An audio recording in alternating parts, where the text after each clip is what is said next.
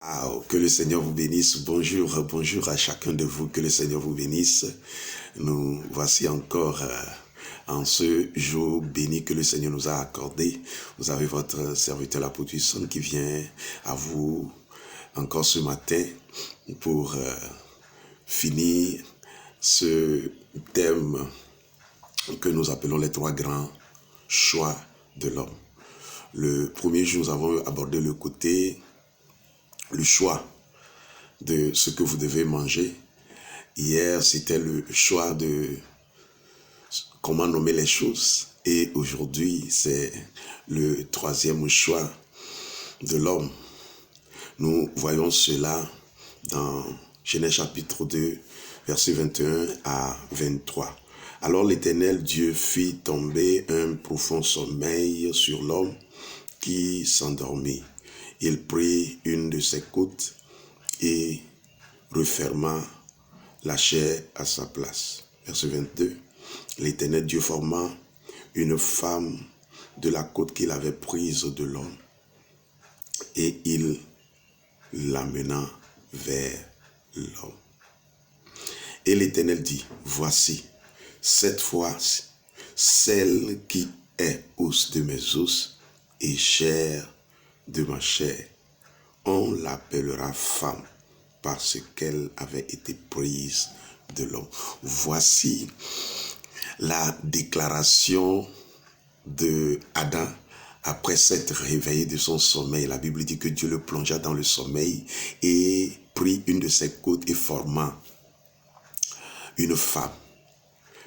Lorsque toute la scène se déroulait, Adam était inconscient.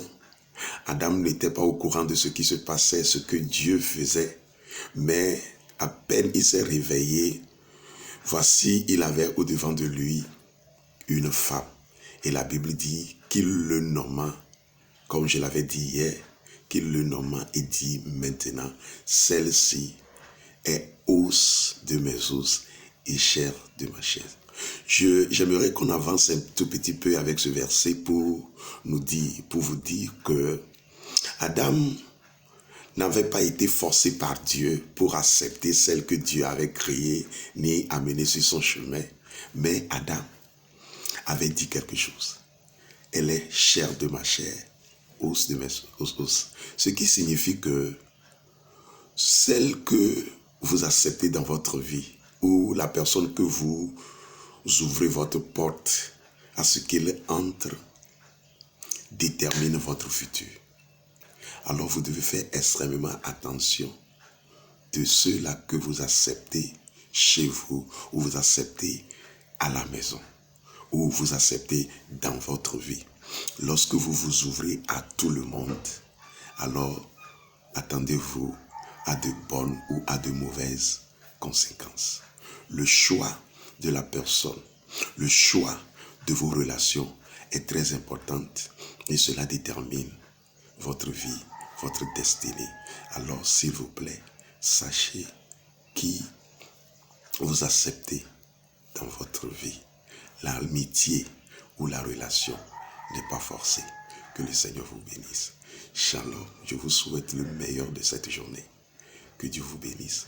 Shalom, paix et bien à vous. Amen.